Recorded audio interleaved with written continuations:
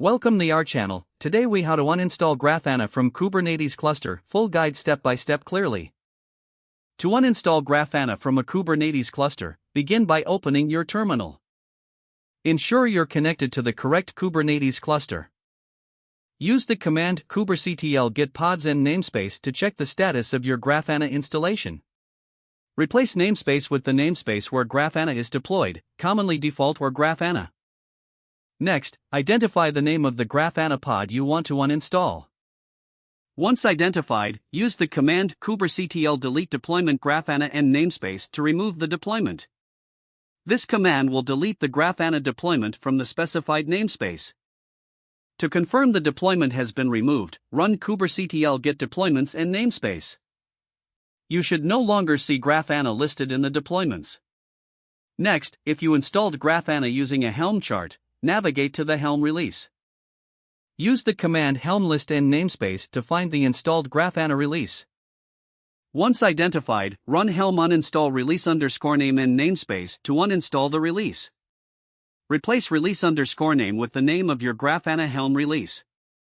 If you created a service for Grafana, you can delete it with kubectl delete service_name and namespace.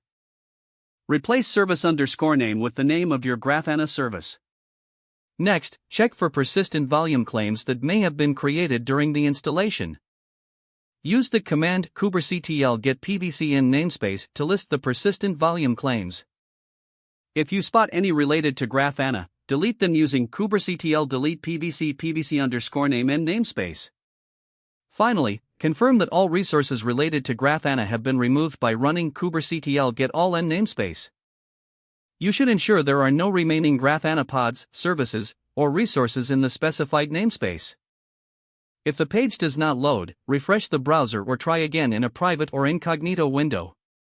Make sure you are using the correct email address, then retype it carefully to avoid small typos.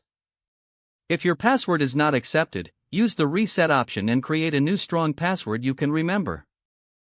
Check your spam folder for verification or security emails, then complete any requested confirmation steps. Enable two-factor authentication if available to improve account security and reduce unauthorized access risk. After signing in, review your profile details so your contact information and settings are accurate and current. If you see an error message, note it down and try again after restarting your device and internet connection.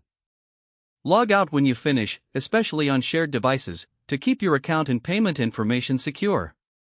Don't forget to like this video and subscribe to our channel for more step-by-step tech guides.